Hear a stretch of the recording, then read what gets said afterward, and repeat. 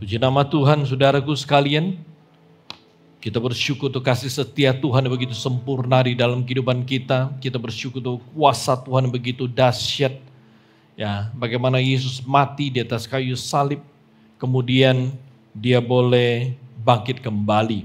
Nah, saudaraku sekalian, hari ini di dalam ibadah peringatan Jumat Agung, saudaraku sekalian, saya mengajak saudara untuk melihat ya satu firman Tuhan dengan tema yang saya percaya penting, ya, yaitu kematian yang bernilai. Ya, kita tahu bahwa segala sesuatu telah Allah tetapkan dan Yesus, Dia berkorban bagi kita, juga sudah Allah tetapkan. Mari saudaraku sekalian kita mulai dengan kebenaran firman Tuhan. Kitab Roma pasal yang ketiga 25. Saudara boleh catat, saudara perhatikan firman Tuhan. Kristus Yesus telah ditentukan Allah menjadi jalan pendamaian karena iman dalam darahnya. Hal ini dibuatnya untuk menunjukkan keadilannya karena ia telah membiarkan dosa-dosa yang telah terjadi dahulu pada masa kesabarannya. Saudaraku sekalian, dalam kehidupan kita sebagai orang Kristen, ada beberapa hari ya besar yang kita peringati, mulai dari Natal, Jumat Agung, Paskah, Pentakosta, dan juga kenaikan Tuhan Yesus ke sorga. Nah, saudaraku sekalian, perhatikan. Saya percaya bahwa hampir semua daripada kita bisa menjawab dengan tepat, dengan benar makna dari hari-hari besar yang kita rayakan, saudaraku sekalian. Ya, saya percaya rata-rata kita tahu apa yang dimaksud dengan Natal, Jumat Agung, Paskah, ya, kemudian Pentakosta atau tercurahnya Roh Kudus dan juga kenaikan Tuhan Yesus. Dan hari ini kita memperingati Jumat Agung, saudaraku sekalian. Sebuah ibadah di mana kita kita mengingat kematian Tuhan Yesus di atas kayu salib. Dia mati demi itu menjadi jalan penebusan dosa manusia. Jadi saudaraku sekalian, perhatikan. Yesus itu menjadi jalan keselamatan dan juru selamat bagi setiap orang yang mau datang kepada Dia, percaya kepada Dia, dan menerima Dia sebagai Tuhan dan juru selamat. 1 Petrus pasal ketiga ayat ke-18, itu firman Tuhan bilang begini, sebab juga Kristus telah mati sekali untuk segala dosa kita. Ia yang benar untuk orang-orang yang tidak benar, supaya ia membawa kita kepada Allah. Ia yang telah dibunuh dalam keadaan sebagai manusia, tetapi yang telah dibangkitkan menurut Roh. Amin. Saudaraku sekalian, kira-kira kematian Tuhan Yesus itu layaknya, ya, apakah sama atau layaknya dengan ya orang-orang lain yang meninggal dunia? Coba saudara renungkan. Maksudnya adalah kematian Kristus itu sama nggak dengan ya manusia lain yang mati?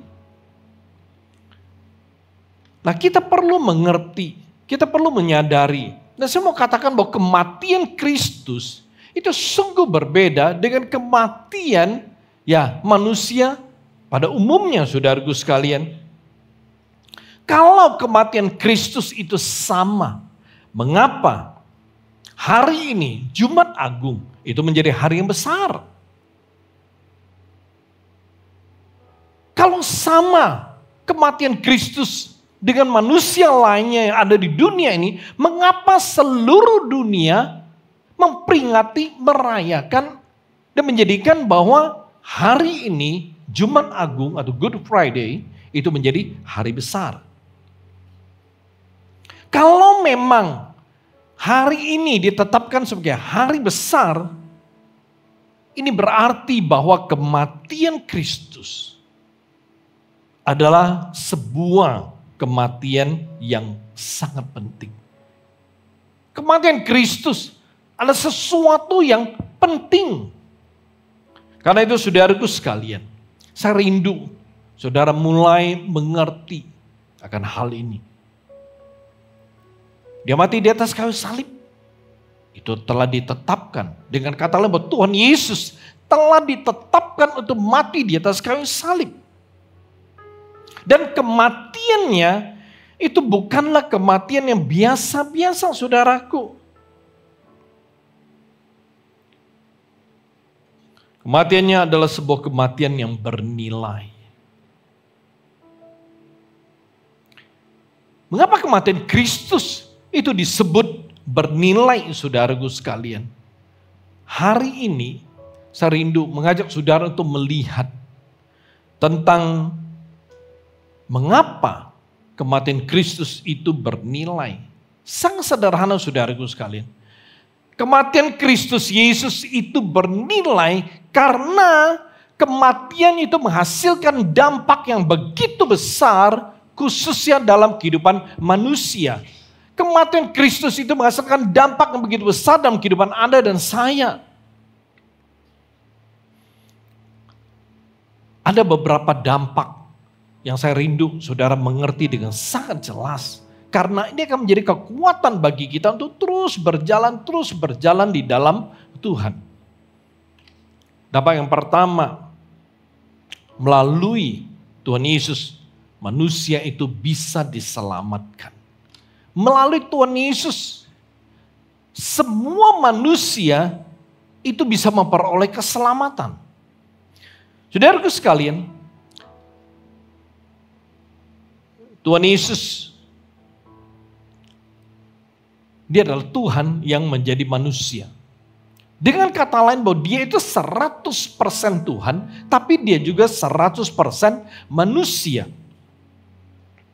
Tuhan Yesus itu bukan seorang pendiri agama.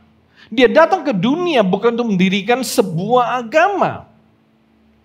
Tapi Yesus, Dia adalah Tuhan yang turun ke dunia ini untuk menjadi jembatan antara manusia dengan Tuhan.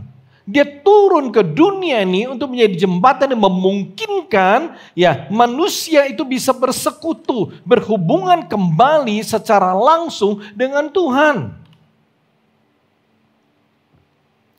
Kita tahu, saudaraku sekalian, bahwa dosa itu telah menjadi jurang pemisah antara Allah dengan manusia. Dan jurang pemisah ini adalah sebuah jurang yang tidak pernah bisa diseberangi dengan cara apapun. Entah manusia berbuat baik atau manusia melakukan hal-hal yang lain.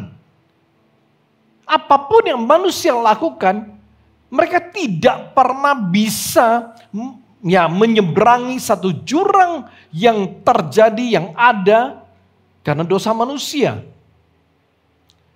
Apapun yang mereka lakukan, mereka tidak pernah bisa menyeberangi jurang yang ada di antara Allah dengan manusia. Oleh sebab itu, saudaraku sekalian, Tuhan sendiri berkata bahwa manusia mencoba untuk melakukan banyak hal yang baik, hal yang benar. Tapi Tuhan sendiri berkata bahwa kesalehan manusia itu seperti ibarat kain kotor di hadapan Tuhan.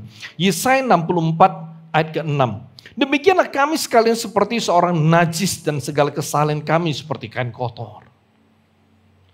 Manusia kalau tanpa Tuhan, manusia kalau tidak menerima Tuhan Yesus, apapun hal-hal yang baik, yang benar, yang coba manusia lakukan agar mereka itu bisa datang dan bisa ada di hadapan Tuhan, itu tidak pernah bisa terjadi.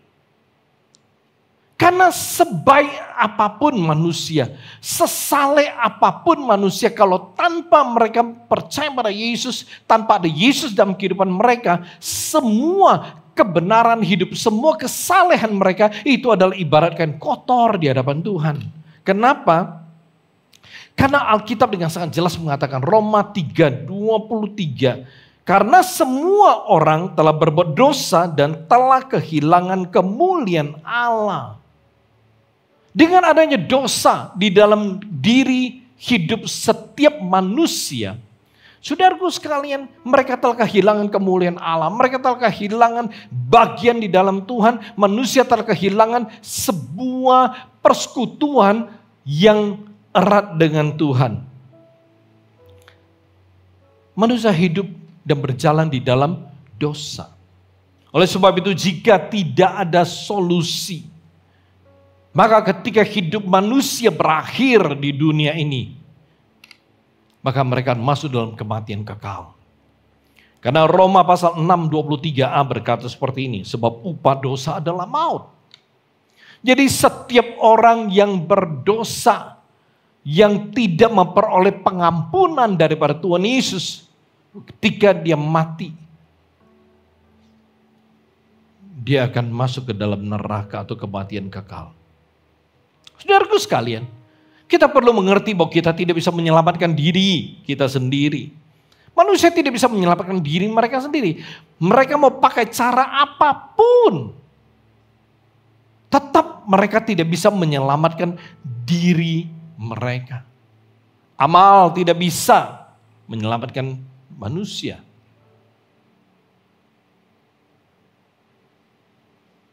Kesalahan hidup, perbuatan-perbuatan baik nggak bisa menyelamatkan manusia. Nggak ada cara manusia bisa menyelamatkan diri mereka daripada kematian kekal. Itulah sebabnya mengapa kita butuh juru selamat. Itulah sebabnya mengapa manusia itu butuh juru selamat. Dan juru selamat ini telah tersedia 2000 tahun lebih yang lalu. Itu saat Yesus naik ke Bukit Golgota, lalu dia mati tergantung di atas salib seperti seorang hukuman, padahal dia orang yang tidak punya salah. Kematian Kristus Yesus telah ditetapkan Allah. Cara dia mati di atas kayu salib itu juga telah ditetapkan Allah. Dan saudaraku sekalian, hari ini saudara perlu mengerti kebenaran bahwa Kristus juga telah ditetapkan Allah sebagai jalan keselamatan bagi manusia. Kristus Yesus telah ditetapkan untuk menjadi jalan keselamatan Anda dan saya, saudaraku sekalian.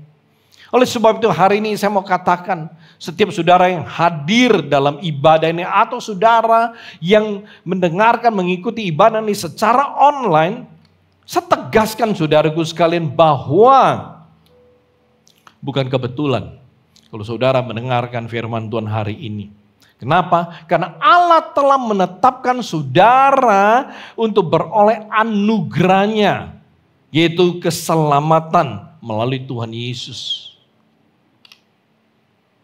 Bahkan saudaraku sekalian, ketika saudara masih di dalam kandungan ibu saudara, Tuhan telah menetapkan saudara itu diselamatkan. Hari ini saudara yang ada di tempat ini, saudara yang datang di tempat ini, saya mau katakan, saudara dengarkan firman Tuhan ini dimanapun saudara berada, saudara telah ditetapkan Allah untuk diselamatkan. Yeremia pasal 1 ke 5 firman Tuhan bilang begini, sebelum aku membentuk engkau dalam rahim ibumu, aku telah mengenal engkau. Dan sebelum engkau keluar dari kandungan, aku telah menguduskan engkau, aku telah menetapkan engkau menjadi nabi bagi bangsa-bangsa. Ini panggilan Tuhan untuk Yeremia. Saudaraku sekalian, hal yang sama itu juga terjadi dalam kehidupan kita. Artinya saudaraku sekalian, hari ini saudara bisa percaya pada Tuhan Yesus, hari ini saudara bisa menjadi orang Kristen, itu bukan kebetulan. Itu bukan sebuah kecelakaan. Tapi saudara telah ditetapkan oleh Tuhan untuk diselamatkan. Oleh sebab itu mengapa perlu dan penting kita bersyukur. Untuk kasih setia Tuhan kita perlu bersyukur. Untuk apa yang telah Tuhan lakukan itu pilihannya. Dari sekian banyak orang Tuhan menetapkan engkau untuk diselamatkan. Amin saudaraku. Ini anugerah. Sesuatu yang Allah berikan kepada saudara itu dengan cuma-cuma. Saudara tidak perlu membayar 1 sen pun untuk keselamatan saudara. Saudara tidak perlu membayar keselamatan saudara melalui penderitaan seperti yang Yesus telah lakukan. Karena anugerah artinya cuma-cuma diberikan kepada saudara. Kita perlu bersyukur. Kita perlu bersyukur. Bahkan ketika kita masih dalam kandungan ibu kita, Allah telah menetapkan kita. Dia telah menguduskan kita untuk menjadi miliknya. Amin, saudaraku sekalian. Oleh sebab itu saudaraku sekalian, hari ini mari buka hati saudara. Bagi saudara yang belum percaya dan menerima Tuhan Yesus sebagai Tuhan dan Juru Selamat, saya mau katakan inilah saatnya saudara memulai sebuah lebaran baru dalam hidup saudara bersama dengan Tuhan Yesus. Dia adalah satu-satunya jalan yang olehnya kita bisa memperoleh keselamatan. Dialah satu-satunya jalan yang olehnya manusia itu bisa sampai kepada Bapa. Injil Yohanes 14 ayat 6, firman Tuhan berkata, Yesus sendiri bilang bahwa aku jalan dan kebenaran dan hidup. Tidak ada satupun orang bisa sampai kepada Bapa kalau tidak melalui aku. Jadi di sini dengan jelas Yesus memproklamirkan dirinya, Yesus memberitahukan kepada kita bahwa dia itu adalah jalan yang olehnya kita bisa ke sorga. Oleh sebab itu saudara sekalian, ini yang Yesus lakukan. Dia mati di atas kayu salib. Sebuah kematian yang sangat bernilai. Karena kematiannya itu telah ditetapkan dan menghasilkan sebuah dampak yang sangat besar bagi umat manusia. Oleh sebab itu saudaraku sekalian, mari. Ingat baik-baik, melalui Tuhan Yesus kita bisa diselamatkan. Dampak yang berikut atau dampak yang kedua. Kematiannya itu menghasilkan sebuah kehidupan baru. Setiap kali saudaraku sekalian, ketika saya ingat tentang salib, saya melihat gambar salib, saya melihat artikel yang berbicara tentang salib. Saya selalu bertanya, kadang-kadang dalam hati bertanya seperti ini. Kenapa Yesus harus mati dengan cara seperti ini? Kenapa Yesus itu matinya sampai sedemikian rupa? Dia tidak berdosa loh. Harusnya kita semua harus menanggung konsekuensi dosa. Dunia di mana kita tinggal hari ini mengerti, saudaraku, bahwa siapa yang salah, berarti dia harus tanggung akibatnya. Amin, saudaraku. Itu hukum yang ada di dalam kehidupan kita. Siapa yang salah, siapa yang tanggung konsekuensinya. Tapi saudaraku sekalian, ketika saya melihat pada salib, ini kebalik. Ini terbalik saudaraku sekalian. Yesus tidak salah apa-apa. Dia tidak punya salah sedikit pun. Tapi dia harus tanggung semuanya.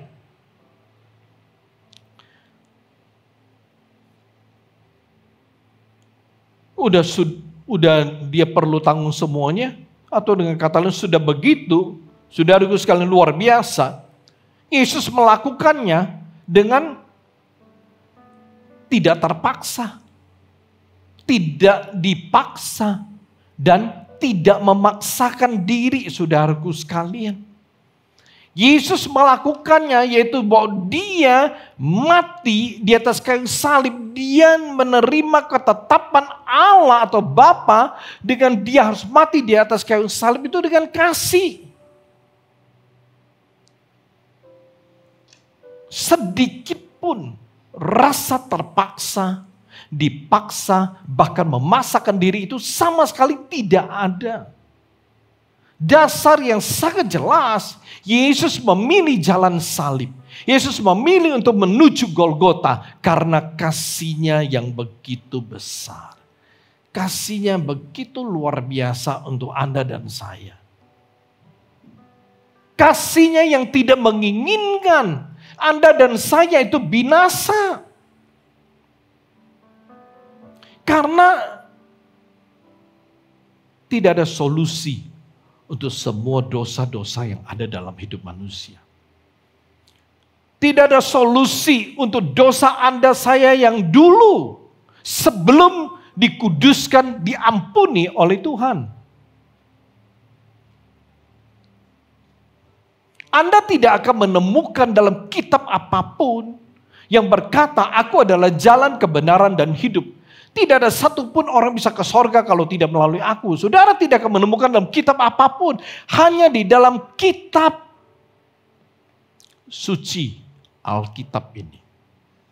Yang tertulis seperti demikian.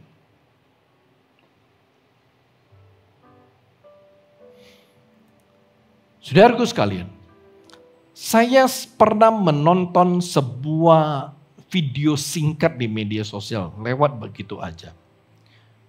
Orang ini adalah salah satu pemimpin dari agama lain. Dia bertobat. Dan dia bilang begini. Dalam Injil Yohanes, Yesus berkata, aku ke sorga untuk menyediakan tempat bagimu. Dia berkata bahwa di dalam kitab saya yang lama dan kitab lainnya, tidak ada seorang pemimpin rohani yang berkata, aku ke sorga untuk menyediakan tempat bagimu. Karena semua pemimpin yang agama yang telah meninggal, kuburnya tetap ada. Dan mereka tetap ada di dalam kubur tersebut. Tapi Yesus, kuburnya kosong. Kenapa? Karena dia mati, dia bangkit, dan dia kembali ke sorga. Itu video sederhana. Dan saya menemukan orang yang bilang, saya bertobat. Saya pindah agama percaya Yesus. Karena kebenaran yang sederhana ini. Kebenaran yang singkat ini berbicara pada saya. Wah, ternyata Tuhan Yesus Tuhan yang hidup. Saudaraku sekalian, perhatikan. Setiap kali kita memperingati Jumat Agung, apa yang terjadi? Kalau memang Kristus memilih untuk mati bagi kita di atas kayu salib, dengan tidak terpaksa, tidak dipaksa, dan tidak memaksakan diri. Lalu what next? Apa selanjutnya ketika kita memperingati Jumat Agung? Apakah Jumat Agung di tahun ini, tahun 2025 akan menjadi Jumat Agung yang sama dengan Jumat Agung yang telah kita lalui? Kita peringati selama ini. Nonton film penyiksaan tentang Tuhan Yesus. Atau sebuah film yang terakhir dibuat yang sangat mendekati kebenaran Alkitab atau dasar Alkitabnya, The Passion of Christ. Ketika kita mendengar cerita tentang penyalipan, menonton video tentang penyalipan, saudaraku sekalian, mungkin kita terkenang sebentar, teringat sejenak, atau kita menyesal sekejap karena kita punya hidup tidak sepadan dengan apa yang telah Yesus korbankan. Kita menyesal sejam, sehari, sebulan. Lalu selanjutnya bagaimana? Apakah kita akan kembali kepada kehidupan lama kita? Roma 2 ayat 4. Roma pasal 2 ayat 4 firman Tuhan bilang begini. Maukah engkau menganggap sepi kekayaan kemurahannya, kesabarannya, dan kelapangan hatinya? Tidakkah engkau tahu bahwa maksud kemurahan Allah ialah menuntun engkau kepada pertobatan? Kita menjadi orang Kristen. Mungkin bervariasi lamanya kita menjadi orang Kristen atau menjadi orang percaya. Saudaraku sekalian, saya percaya bahwa saat kita menerima Tuhan Yesus sebagai Tuhan dan Juru Selamat kita, kita pasti mengalami sebuah perjumpaan secara pribadi dengan Tuhan Yesus, amin. Kita pasti mengalami sebuah pertemuan pribadi dengan Tuhan Yesus. Sehingga kita merasakan ada sebuah kebenaran yang datang dalam kehidupan kita. Dan kebenaran tersebut itu kemudian mulai membenarkan pikiran kita, membenarkan hati kita, membenarkan perasaan kita. Lalu kita menemukan bahwa inilah kebenaran. Tuhan Yesus adalah kebenaran. Itu sebuah perjumpaan pribadi.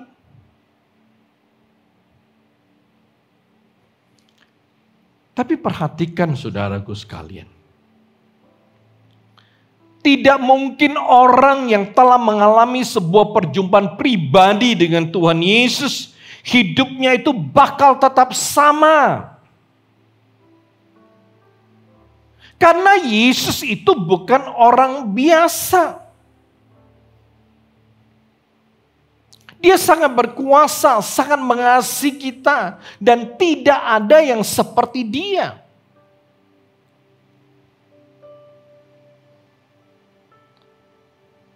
Saudaraku sekalian, ada orang berubah. Karena dia ketemu pacar. Ada orang menikah dia berubah setelah dia menikah.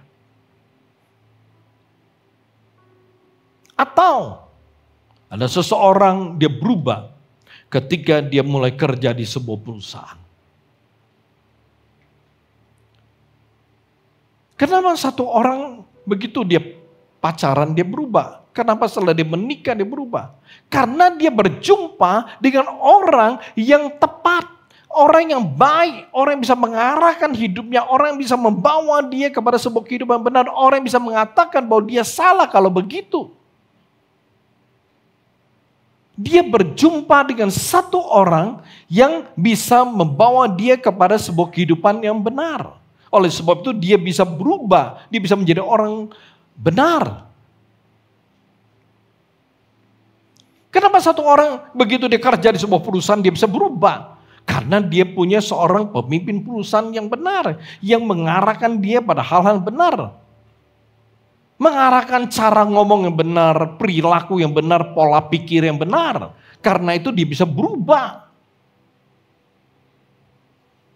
Saudaraku sekalian, sebenarnya ini hal yang sangat simpel, sangat sederhana. Kalau seseorang yang sungguh-sungguh mengalami sebuah perjumpaan pribadi, sebuah encounter dengan Tuhan Yesus, hidupnya itu gak bakalan sama. Oleh sebab itu apabila hari ini setelah saudara percaya pada Tuhan Yesus, saudara punya hidup masih sama tahun ke tahun, maka ada masalah. Ada sesuatu yang salah. Ini sebuah pertanyaan besar untuk diri saudara. Apabila saudara telah menjadi orang Kristen sejak dalam perut ibu saudara. Sampai hari ini. Tapi kehidupan saudara itu tidak pernah benar.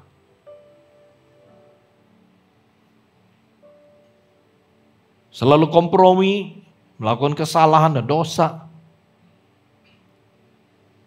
Tidak peduli dengan dosa. Tidak peduli dengan hal-hal yang tidak benar. Maka ini adalah sebuah pertanyaan untuk diri saudara. Apakah benar saudara telah sungguh-sungguh mengalami sebuah perjumpaan secara pribadi sama Tuhan? Karena saya selalu percaya ketika seseorang itu sudah mengalami perjumpaan secara pribadi dengan Tuhan Yesus, hidupnya gak bakalan sama. Gak bakalan sama saudaraku sekalian.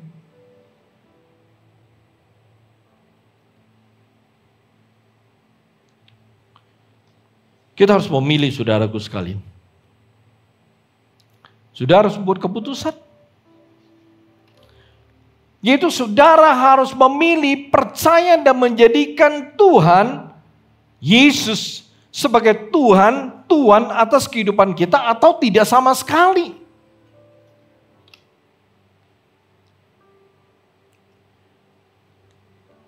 percaya Tuhan Yesus, hidup bersama dengan Tuhan, tidak ada istilah di tengah-tengah saudaraku sekalian. Tidak ada istilah di antara Yesus dan dunia. Nggak bisa. Karena Alkitab sendiri berkata bahwa kita tidak bisa berdiri di atas dua perahu. Kita tidak bisa berkata, nggak apa-apa, kita mesti seimbang. Kita mesti adil. Sebelah Yesus, sebelah dunia. Sebentar Yesus, sebentar dunia. Hari ini ikut Yesus, besok ikut dunia. Nggak bisa saudaraku, firman Tuhan nggak bilang begitu. Saat kita menerima Tuhan Yesus sebagai Tuhan dan Juru Selamat, perhatikan, seluruh hidup kita itu adalah milik Dia. Dan ketika kita telah menerima Tuhan Yesus sebagai Tuhan dan Juru Selamat, perhatikan, Tuhan itu tidak tinggal diam. Ketika kita telah menerima Dia sebagai Tuhan dan Juru Selamat, maka Dia akan mulai bergerak di dalam kehidupan kita. Dia akan mulai membereskan kita punya hidup. Yaitu Tuhan Yesus akan mulai menyingkirkan segala sesuatu yang tidak berkenan di hatinya. Dia akan mulai menyingkirkan segala sesuatu yang merusak kehidupan kita.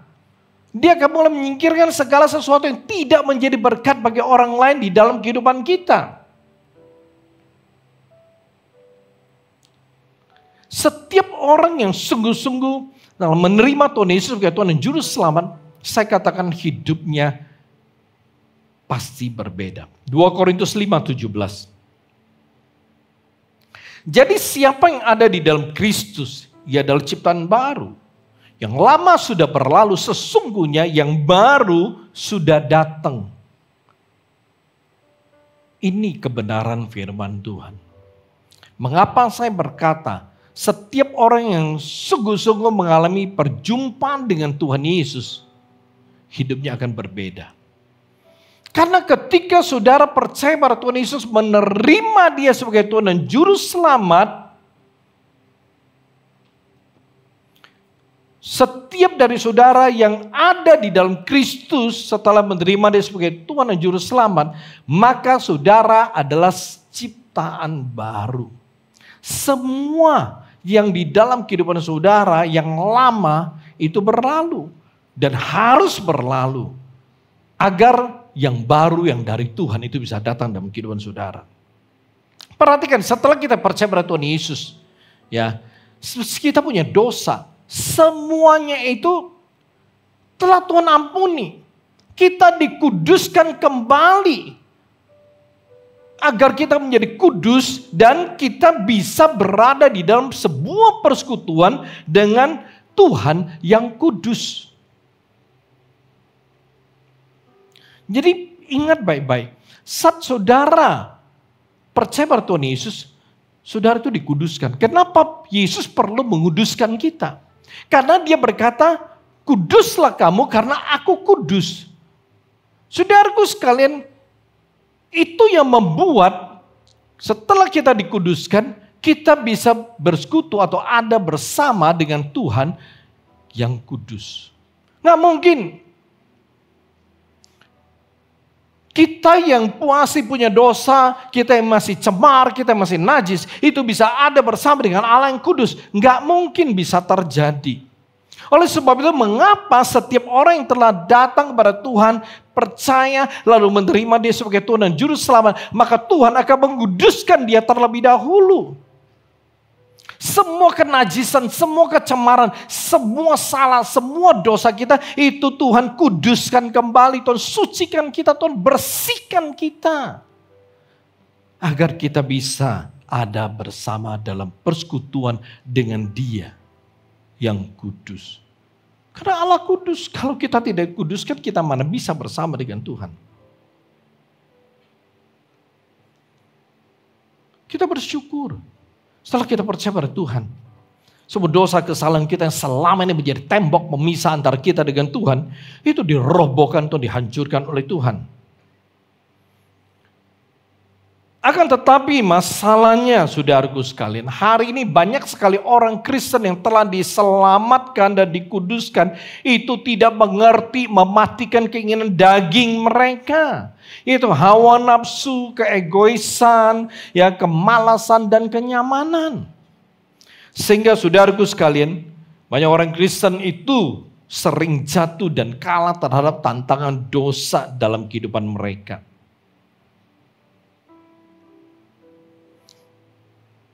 Oleh sebab karena mereka tidak mengerti mematikan keinginan dagingnya, maka hidup mereka dari tahun demi tahun itu sama. Dilewati begitu saja saudaraku sekalian. Ibadah Jumat Agung yang mereka ikuti dari tahun ke tahun, itu hanyalah rutinitas yang tidak berarti, tidak menghasilkan nilai serta dampak bagi dirinya maupun bagi orang-orang di sekitarnya. Oleh sebab itu ketika saudara tidak pernah bisa mematikan keinginan daging saudara, dari tahun ke tahun hidup saudara gitu-gitu aja. Sudah ikut ibadah Jumat Agung, merenungkan, oh Yesus mati, kita mengingat sekejap, kita merenungkan, oh kita merasa, aduh, kita begitu terjamah, tersentuh dengan apa yang Yesus lakukan. Tapi berapa lama saudaraku sekalian? Berapa lama kita terjamah, berapa lama kita tersentuh, berapa lama kita bersyukur, aduh Tuhan Yesus begitu mengasihi aku, sampai dia begitu menderita demi aku. Nah berapa lama saudara bisa mengingat akan hal ini? Lalu saudara mulai mengaplikasikan dalam kehidupan saudara karya Kristus. Saudara mulai merasakan Yesus begitu mengasihi saudara. Dan saudara mau mengasihi Tuhan Yesus. Saudara mau hidup sungguh-sungguh. Saudara mau hidup benar. Saudara mulai bertekad. Tapi pertanyaannya berapa lama saudaraku? Seminggu? Sebulan? Atau begitu bulan kedua, bulan Jumat Agung, Paskah lewat. Bulan depan, saudara sudah lupa semuanya. Sudah kembali kepada kehidupan saudara yang sebelumnya.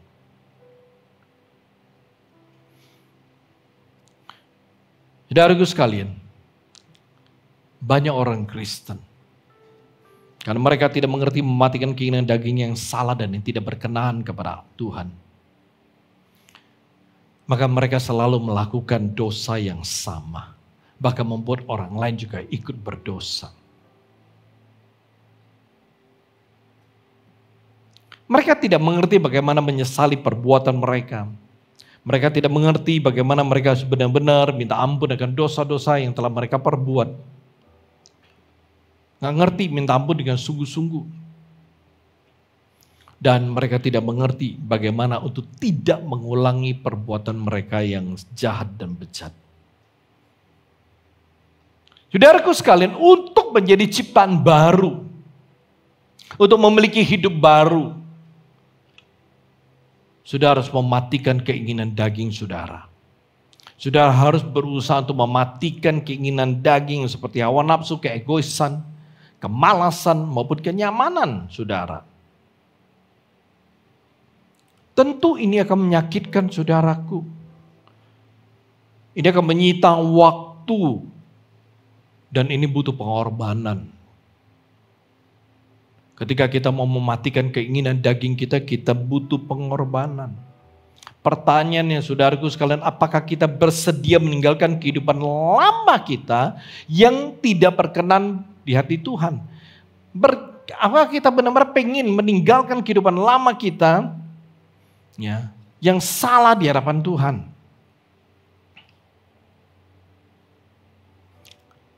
Mari ingat, apa yang harus Yesus tanggung karena kita punya dosa dan kita punya kesalahan.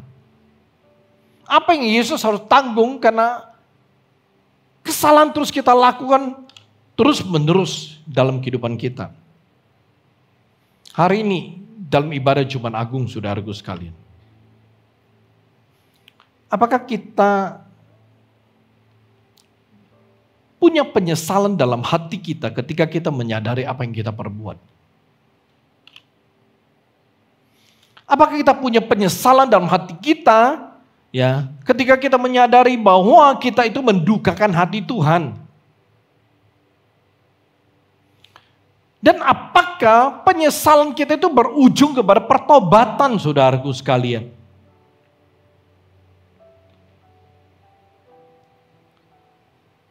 Pertobatan artinya kita berbalik arah. Pertobatan artinya kita berjalan ke arah yang benar-benar berbeda. Kita mungkin dulu kita jalannya begini. Tapi ketika yang disebut dengan pertobatan adalah kita berbalik. Lalu kita berjalan ke arah yang berbeda. Itu pertobatan. Dulu kita berjalan dalam jalan yang salah, dosa, cemar, bejat. Tapi ketika kita sadar, kita menyesal dan disertai dengan pertobatan, kita akan berbalik arah. Kita akan berjalan di jalan benar, jalan berkenan kepada Tuhan, jalan menyukakan hati Tuhan. Coba renungkan. Saudaraku sekalian, ada banyak orang Kristen bisa menyesal. Tapi penyesalan mereka tidak disertai dengan pertobatan. Oleh sebab itu, mengapa hidup mereka tidak berubah? Mereka menyesal, tapi hanya dalam satu waktu yang singkat. Kalau tidak disertai dengan pertobatan, maka penyesalan mereka itu tidak punya kekuatan. Penyesalan mereka itu hanya sampai di perasaan mereka. Waduh, saya nggak boleh begitu ya. Waduh, saya salah loh. Waduh, kenapa saya melakukan begitu ya? Hanya sampai di sana, that's all. Tapi tindakannya nggak ada. Orang lihat sebulan, 2 bulan, 3 bulan, setengah tahun, 1 tahun, sama. Balik lagi.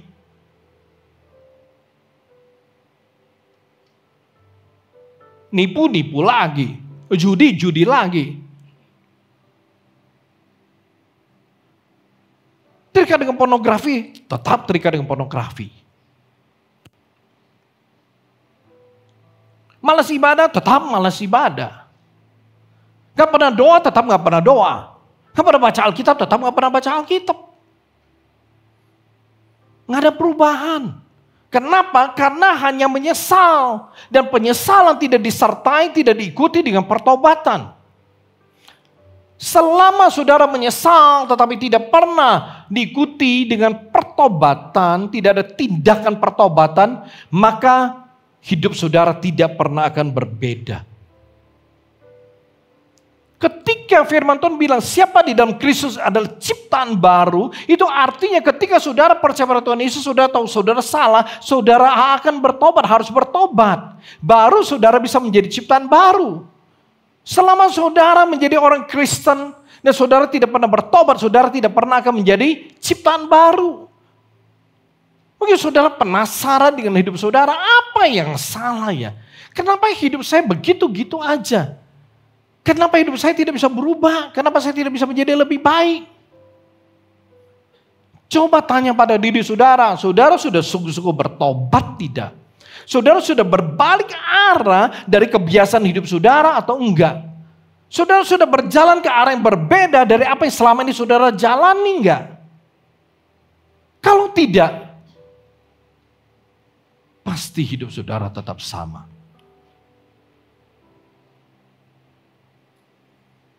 Tapi ada satu hal yang saudara perlu mengerti. Kristus mati di atas kayu salib. Lalu dia bangkit. Semua yang terjadi, kebangkitannya membawa arti dan nilai kemenangan. Oleh sebab itu setiap orang yang percaya pada Tuhan Yesus, dia bisa menang dalam kehidupan mereka. Tapi apabila saudara tidak pernah bertobat dengan sungguh-sungguh, maka itu seolah-olah saudara masih membuat Kristus tetap tersalib di atas kayu salib. Dengan kata lain, apabila saudara menjadi orang Kristen hari ini, saudara nggak sungguh-sungguh bertobat, Itu sama artinya saudara meniadakan kuasa kematian Kristus di atas kayu salib. Padahal kematiannya adalah sebuah kematian yang bernilai.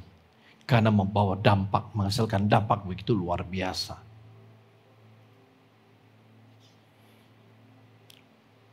Hari ini kalau kita mau masuk dalam hidup baru di dalam Tuhan, kita harus sungguh-sungguh mengikut Tuhan Yesus. Dengan kata lain, mengikut Tuhan Yesus harus menjadi keputusan serius.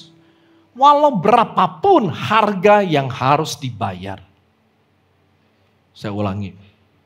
Kalau kita mau masuk dalam sebuah kehidupan baru, kita harus sungguh-sungguh mau mengikut Yesus.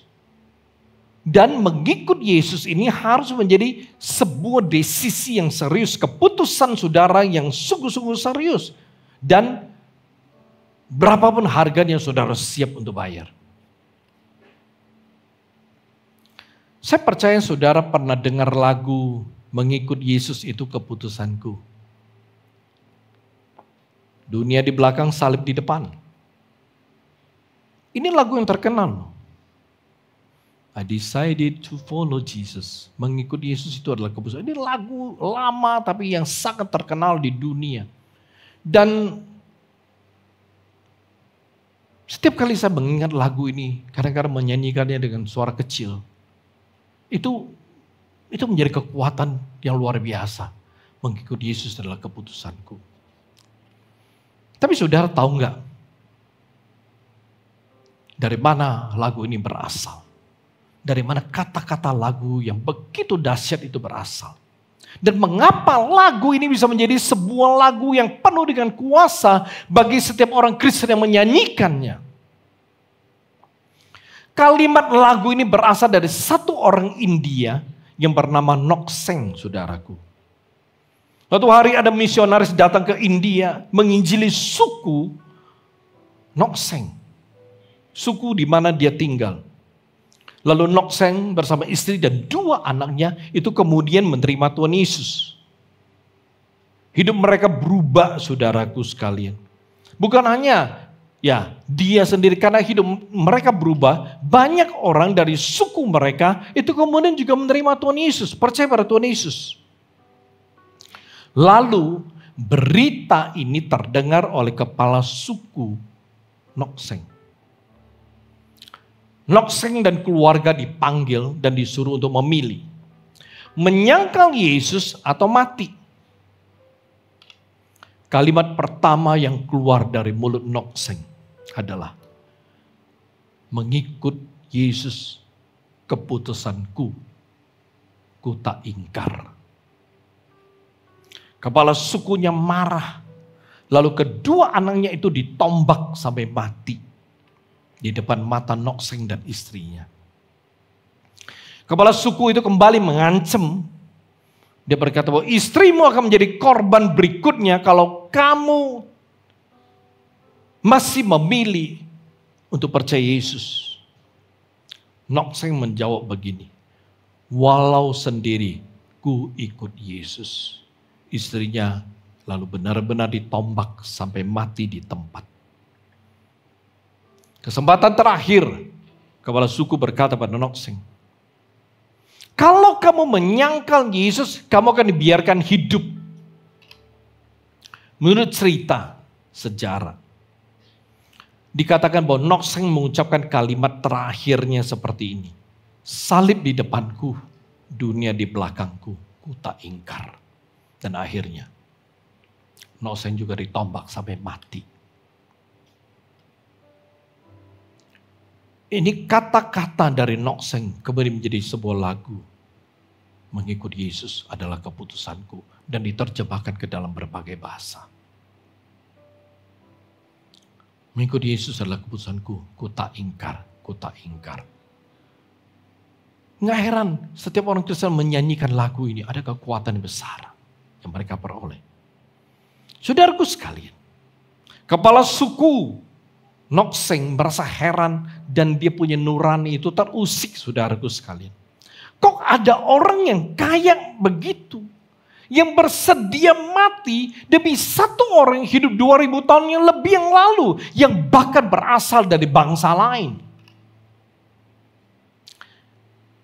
Kepala sukunya penasaran dengan yang namanya Yesus, saudaraku. Dan dia mulai mencari tahu tentang Yesus. Dan pada akhirnya, saudaraku sekalian, kepala suku ini bertobat. Lalu dilanjut dengan pertobatan satu suku di kampung tersebut. Saudaraku sekalian, ini baru satu cerita dari sekian banyak cerita tentang orang-orang yang bagi mereka mati pun tidak masalah. Karena bagi mereka hidup adalah Kristus dan mati adalah keuntungan. Mulai dari 12 murid Yesus, Silas, Paulus, sampai kepada orang-orang ya di zaman modern ini, para penginjil, para misionaris yang memperoleh hidup baru melalui kematian Tuhan Yesus di atas kayu salib. Banyak orang sudah memperoleh kehidupan baru ketika mereka percaya pada Tuhan Yesus. Mereka mendapatkan hidup baru karena mereka bertobat sungguh-sungguh. Mereka mematikan keinginan daging mereka. Dan mereka mau hidup di dalam pimpinan kebenaran daripada Tuhan. Dampak yang ketiga, yang terakhir dari kematian Tuhan Yesus yang begitu bernilai.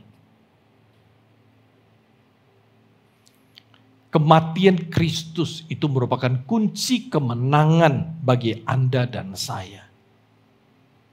Kematian Kristus di atas kayu salib yang bernilai itu menjadi kunci kemenangan kita pada hari ini. Ada kekuatan yang Tuhan Yesus berikan kepada setiap kita yang percaya kepada Dia, yang berjalan dalam kehidupan baru bersama dengan Dia. Saudaraku sekalian, perhatikan, apabila hari ini kita tetap menjalani kehidupan kita dengan kekuatan diri kita sendiri, maka kita sulit sekali bertahan terhadap berbagai tantangan ya dan godaan kedagingan yang ada dalam kehidupan ini. Dalam memperingati Jumat Agung, saudaraku sekalian, hari ini, kalau saudara tidak sungguh-sungguh bertekad mematikan keinginan daging saudara, maka saudara akan sulit sekali melihat dan mengalami pembaharuan dan perubahan nyata dalam kehidupan saudara. Saya rasa kita pernah dengar yang namanya John Sung, saudaraku sekalian. John Sung ini sudah tidak asing namanya. Ya, dia pernah pelayanan ke Indonesia dulu. Bapaknya seorang pendeta, ya. Dan dari kecil dia sudah kenal Tuhan, sudah tahu Tuhan karena bapaknya pendeta, saudaraku sekalian. Ya, tapi perhatikan. Ketika dia sekolah di luar negeri, karena pengaruh lingkungan, dia itu menjauh dari Tuhan, saudaraku sekalian. Hidupnya kacau, dia menjauh dari Tuhan, dia hidupnya kacau, saudaraku sekalian. Dia terlibat dengan banyak kehidupan yang gak benar, yang gak baik. Anak pendeta. Dan itu terus terjadi dalam hidupnya. Sampai suatu hari, dia ikut sebuah KKR. Dan dalam KKR tersebut kuasa Tuhan dinyatakan. Dia dijamah oleh Tuhan. Dan ketika dia dijamah, hidupnya berubah, saudaraku sekalian. Dia lulus dengan prestasi yang luar biasa. Dalam perjalanan pulang ke kampungnya, saudaraku sekalian. Dia naik kapal dan di tengah laut, dia buang semua piagam akademisnya itu ke laut. Dia buang semua ijazah, semua yang dia dapat itu ke laut. Dan dia memutuskan untuk keliling dunia, bukan jalan-jalan, saudara. Dia memutuskan untuk keliling dunia, memberitakan Injil kemana-mana. Teman-temannya pikir, wah ini John Sung sudah gila. Tapi kenyataan itu tidak bisa dibantah, saudaraku sekalian. Hidupnya berubah. Dia mematikan semua keinginan dagingnya dan dia meresponi panggilan Tuhan dalam kehidupannya. Ini luar biasa. Ketika dia mendengar bagaimana Yesus mati bagi dia di atas kayu salib. itu menjamah dia dengan luar biasa. Saudaraku sekalian, apa respon kita ketika kita mendengar kisah-kisah seperti demikian? Apakah kita berkecil hati lalu kita berkata, aku ini cuman ibu rumah tangga. Aku ini cuman loh karyawan kecil. Ini aku cuman anak muda loh, aku masih remaja, aku masih muda. Mungkin banyak sekali ya hal-hal bisa kita katakan tentang diri kita. Mungkin ada di antara kita ketika mendengar kisah tersebut, mungkin kita merasa malu, kita terintimidasi, kita merasa bersalah, atau kita belum berani seperti itu. Kita belum berani seperti Nokseng, kita belum berani seperti John Su. Atau kita punya alasan, aku kan dipanggilnya berbeda, panggilanku kan berbeda. Aku bukan menjadi misionaris, aku bukan menjadi hamba Tuhan kok. Saudaraku sekalian, saya tidak tahu seberapa banyak dari Anda pernah mendengar sebuah lagu lama. Judul lagunya adalah It is not secret. It is no secret. Atau diterjemahkan tak tersembunyi kuasa Allah. Yang menulis lagu ini adalah Stuart Hamblen, saudaraku sekalian. Dia bukan seorang misionaris loh. Ya, dia seorang penyanyi kondang pada waktu itu dia seorang bintang film koboi yang terkenal pada zamannya, saudaraku sekalian. Sama. Ayahnya seorang pendeta juga, saudaraku. Ya, tapi pergaulannya itu berantakan, kacau. Stuart jatuh di dalam kehidupan hura-hura. Minum minuman keras, mabok, kemudian main perempuan, kemudian berantem, lalu terlibat dengan banyak sekali hal-hal yang jahat. Dan dia pernah beberapa kali masuk penjara. Saudaraku sekalian, suatu kali Billy Graham melakukan sebuah KKR di tempatnya. Stuart diminta untuk mempromosikan ya KKR-nya di radionya, saudaraku. Dia juga seorang bintang film cowboy, tapi seorang penyiar radio juga. Jadi suatu hari Billy Graham sampai ke radionya dan minta dia kasih promosi. Karena dulu belum ada TV seperti sekarang, nggak ada WhatsApp dan lain, nggak ada billboard radio. Jadi William Graham berkata, tolong promosikan KKR saya di radiomu. Dan bukan hanya itu, saudaraku, Billy Graham juga mengundang Stuart untuk hadir dalam KKR-nya. Singkat cerita, saudaraku sekalian, KKR berlangsung, Stuart hadir dalam KKR Billy Graham. Dan ketika dalam KKR, saudaraku sekalian, khotbah Billy Graham membuat Stuart Hamblen ini jadi gelisah. Dia gelisah. Beberapa hari kemudian, jam 2 subuh, dia gak tahan. Dia pergi ke hotel, dia ketok pintu kamar Billy Graham jam 2 subuh. Dan itulah saat ketika dia masuk ke kamar tersebut. Dia ketemu Billy Graham dan dia bertobat. Dia bertobat. Hidupnya berubah total. Ada sebuah perubahan hidup, sebuah pembaruan hidup terjadi ketika dia bertobat. Dipimpin oleh Billy Graham. Dia tidak lagi minum alkohol, mabok-mabokan, nggak minum, nggak main perempuan lagi. Dan itu membuat dia punya popularitas itu merosot. Bahkan dia dipecat sebagai penyiar radio karena tidak mau mempromosikan perusahaan bir. John Wayne, nah ini mungkin saudara kenal ya, terkenal dengan artis film cowboy John Wayne. Temannya yang bintang film berkata kepada Stuart, masalah kamu ini dimulai sejak kamu serius soal agama. Lalu John Wayne bilang, emang ini semua worth it? Apakah ini semua memang sepadan? Lalu Stuart menjawab, iya. John Wayne kemudian berkata, kamu kan suka alkohol. Emang kamu bisa tahan? Kamu pasti akan merindukan alkohol. Lalu Stuart berkata, enggak. Lalu John Wayne berkata, aku tidak mengerti loh. Ya, kok kamu bisa berhenti minum alkohol dengan mudahnya? Kemudian Stuart menjawab, bukan rahasia besar. Segala sesuatu menjadi mungkin ketika bersama dengan Tuhan Yesus. Saudaraku sekalian, ini adalah kekuatan yang Tuhan Yesus berikan kepada orang yang sungguh-sungguh mengikut Dia. Memang kita memiliki panggilan yang berbeda-beda. Tapi sebenarnya Anda dan saya, kita semua ini hamba. Bukan cuma panggilan kita itu berbeda, ya. Bukan cuma ya panggilan itu ya panggilan menjadi seorang pendeta, seorang misionaris. Bukan, kita semua hamba. Dan tujuan hidup hamba itu sama. Yaitu kita mengabdikan diri kita kepada Tuhan yang telah menebus kita. Yang telah mati bagi kita. Tujuan kita sama, hidup kita harus mempermuliakan Dia apapun resikonya. Atau apapun yang harus kita korbankan. 2 Korintus 5:15 berkata seperti ini. Dan Kristus telah mati untuk semua orang, supaya mereka yang hidup tidak lagi hidup untuk dirinya sendiri, tetapi untuk Dia yang telah mati dan telah dibangkitkan untuk mereka. Kristus telah mati untuk Anda dan saya.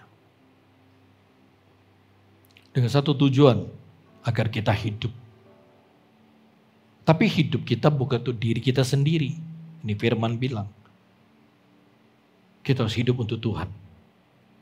Di rumah, di sekolah, di tempat kerja, di kampus, atau di pasar, di jalanan, dimanapun kita berada. Saudaraku sekalian, kita dapat menjadi berkat. Kita dapat memperkenalkan Tuhan Yesus melalui kehidupan kita yang telah berubah.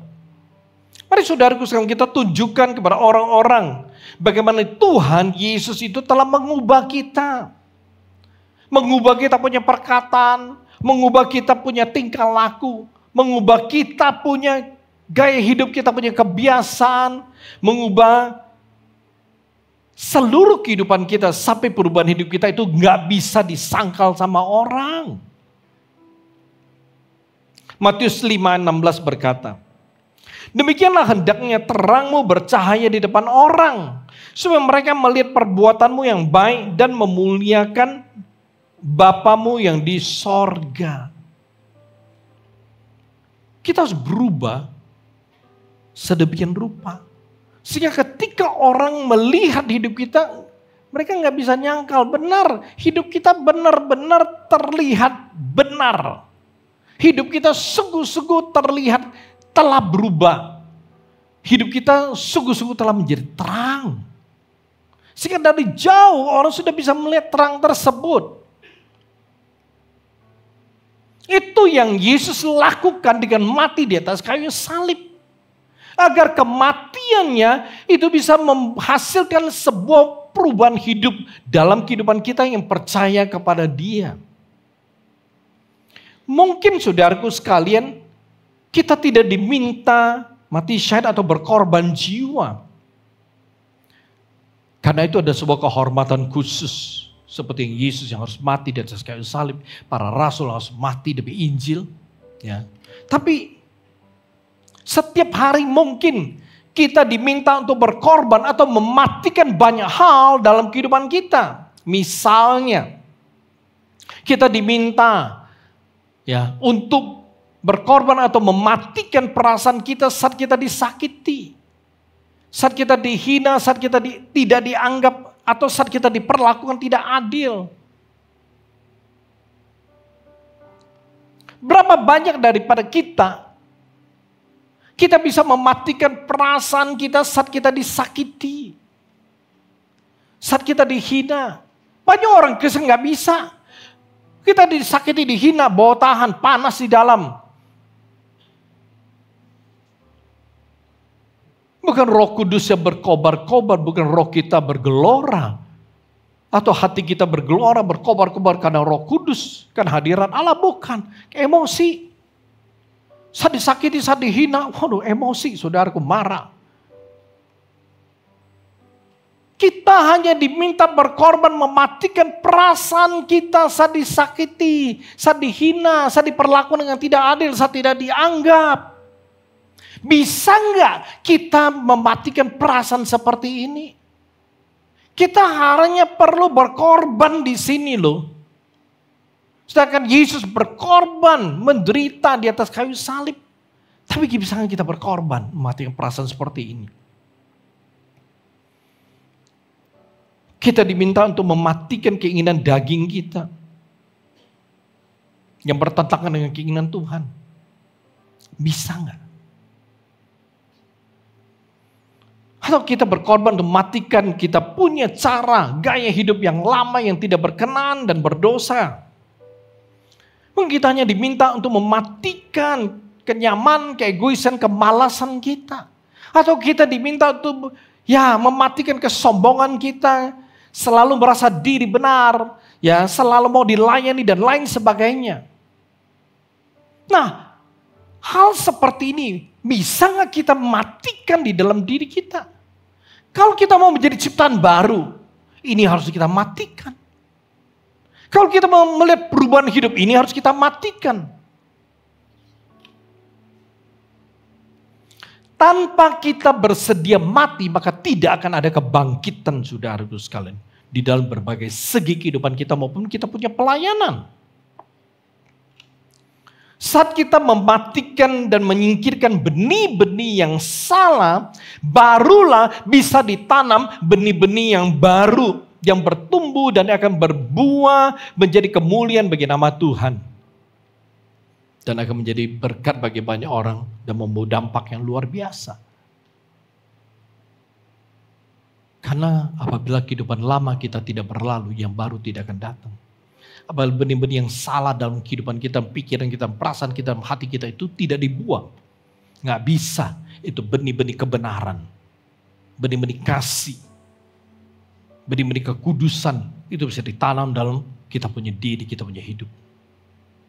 Dan kalau tidak ada benih-benih yang benar ditanam dalam diri kita, nggak pernah akan bertumbuh kebenaran dalam kehidupan kita yang membuat kita bisa dibenarkan oleh Tuhan.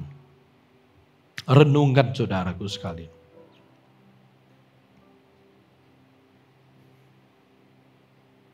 Mari, jangan kita sia-siakan kesempatan untuk mengalami perubahan hidup dan memiliki hidup yang baru di dalam Tuhan Yesus, saudaraku.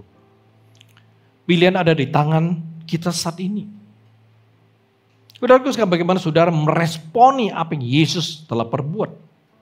Ingat, nggak ada pilihan netral atau di tengah-tengah. Saya mau katakan bukan secara kebetulan jika hari ini saudara hadir. Bukan kebetulan hari ini saudara dimanapun saudara berada, termasuk di online mendengarkan khotbah ini.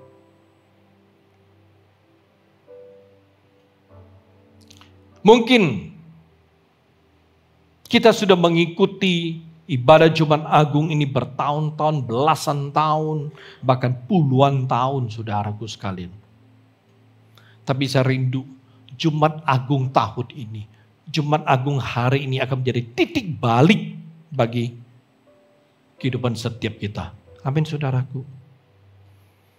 Kitab Ibrani pasal yang ketiga 15, versi Alkitab AYT atau ayat yang terbuka. Versi Alkitab ayat terbuka ini berkata demikian. Seperti tertulis pada hari ini. Jika kamu mendengar suaranya, janganlah keraskan hatimu seperti dalam pemberontakan. Ingat saudaraku sekalian, kita tidak tahu berapa lama lagi kita ini hidup. Ini bukan untuk menakut-nakuti loh saudaraku sekalian. Tapi saya percaya kita semua sadar betapa pendeknya hidup kita. Betapa singkatnya hidup kita. Siapa tahu, bisa saja Jumat Agung ini menjadi Jumat Agung yang terakhir yang bisa kita ikuti. Atau mungkin aja Tuhan Yesus sudah datang kedua kali. Atau pengangkatan terjadi. Atau masa hidup kita di dunia ini sudah selesai. Masalahnya saudaraku sekalian, bukan berapa kali Jumat Agung yang bisa kita ikuti. Ini bicara kesempatan. Kesempatan untuk berubah, kesempatan untuk bertobat, kesempatan untuk mengasihi Tuhan, kesempatan untuk mengasihi orang lain. Seandainya saudaraku sekalian, sampai ini adalah Jumat Agung yang terakhir kita, itu pun tidak menjadi masalah. Kenapa? Karena kita sudah melakukan dengan maksimal apa yang kita bisa lakukan melalui kesempatan yang datang dalam kehidupan kita. Amin.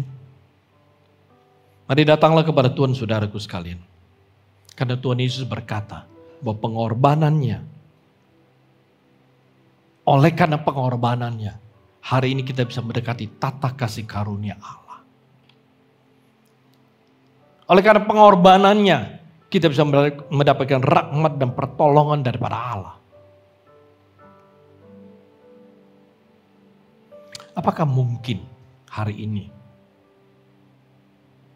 kita perlu benar-benar sekali lagi dengan serius mengundang Tuhan Yesus masuk dalam kehidupan kita, masuk ke dalam hati kita untuk menjadi Tuhan, Raja atas kehidupan kita.